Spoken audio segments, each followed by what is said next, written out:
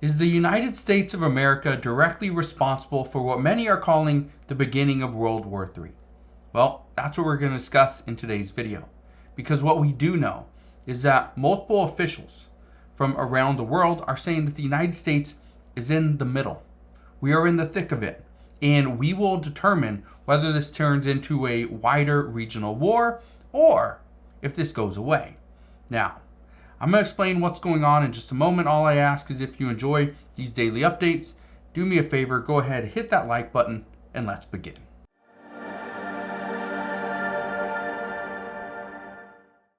So first off, the Hezbollah chief says the U.S. is directly responsible for Gaza atrocities and will soon pay a heavy price. Well, what exactly does he mean by that? Well, here's what I can tell you. According to reports, all options are on the table. It says, I assure you, all options are open on the southern front. They can be adopted any time, he said. I assure you, it will not be the end. This is not sufficient. What we have found out over the past couple of weeks is that we are the ones that are starting to get in the middle of things. The United States, being that we are helping Israel or planning to help Israel, because again, earlier on today, we actually saw, yesterday, we actually saw the U.S. House of Representatives pass a bill that would send $14.3 billion to Israel for this assistance and aid. But, and we've heard this from multiple lawmakers as well, mainly Republicans, they say that we can't send humanitarian assistance to Gaza. It's pointless, because if we send assistance and funding and materials like fuel, food, water, and even medications, Hamas is going to get it before the people get it. And so it makes absolutely no sense. Well, here's what we do know. Right now, there are talks that the United States is going to send additional assistance and humanitarian relief to Gaza, the people of Gaza. The problem is we do not know how long that's going to take. I want to show you this. It says, Israel tightens encirclement of Gaza City as Blinken urges more civilian protection, or else there will be no partners for peace. So, the other day, Anthony Blinken, the U.S. Secretary of State, Anthony Blinken, he urged Israel to pretty much pause their attacks, right? Not a complete ceasefire, just pause. Because he said, if not, and people in Gaza, the Palestinian people, continue to see all these deaths and injuries, there's going to be no partners for peace. There's going to be none.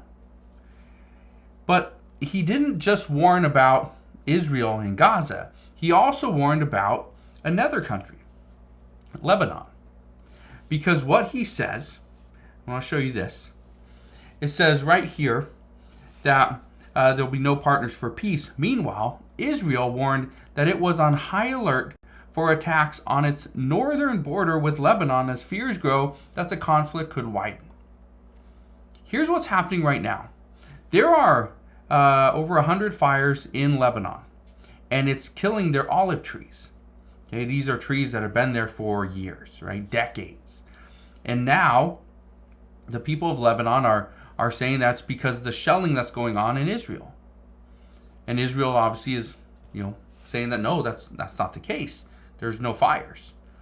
But now the people of Lebanon are saying that their livelihoods are being affected. The olives and the olive trees, they weren't even picked yet, and now they're being destroyed. And so now they feel like they need to go on the offensive as well. They need to attack. So who knows what's going to happen there.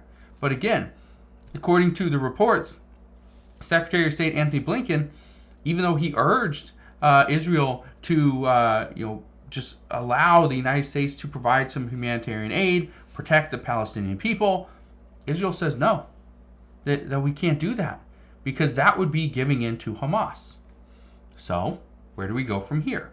Well, this is where the United States continues to warn Israel and Gaza that or because of what's going on in Gaza, that if they don't stop soon, their support is going to end.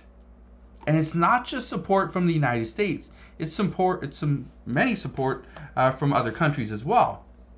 And so right now, that's part of the issue, is how much support is Israel going to get?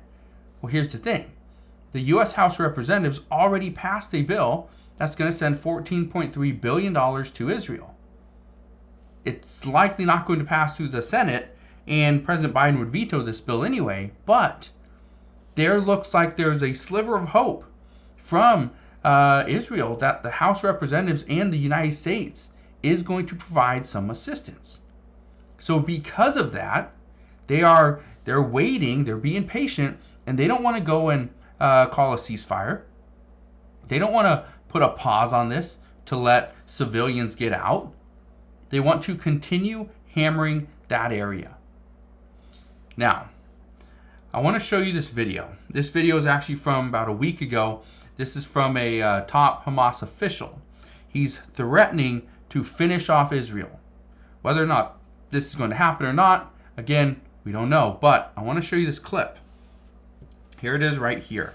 Listen to this and let me know your thoughts down in the comment section below. Now this, he is speaking in a different language, so it has been translated. Look at this. اكتوبر في 10 اكتوبر في مليون اكتوبر احنا اللي بنعمل مبرر it is justified مبرره تكون طوفان الاقصى اول مره لا حتكون ثاني وثالث ورابعه لانه احنا لدينا اصرار ولدينا قرار ولدينا امكانيات ان نقاطع اي الدوله لا مقام لها على ارضنا احنا الدوله لابد ان نزيلها لانه بالفعل هي تعتبر كارثه امنيه وعسكريه وسياسيه للامه العربيه والاسلاميه يجب ان تنتهي لذلك. So right there he is saying that they are going to attack again and again and again because he says Israel has no place in this country. Israel has absolutely no place. And he also says, you can see it right here, we are not ashamed to say this with full force. They're going to continue to hammer Israel.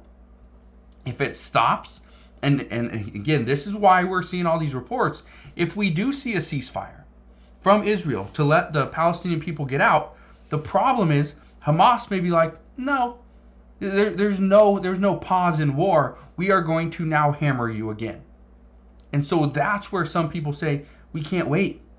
That's why Israel continues this barrage of missiles. And we got the United States has drones flying over Gaza, looking for hostages, looking for people that are trapped, looking for anybody that's still alive.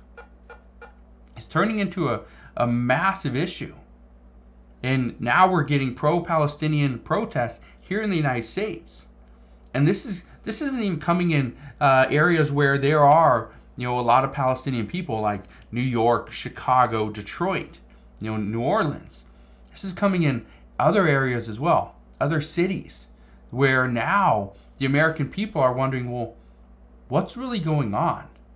Why are we only getting certain answers to our certain questions, but not everything else? So it's an interesting thing that's happening right now. Unfortunately, it's taking a lot of lives.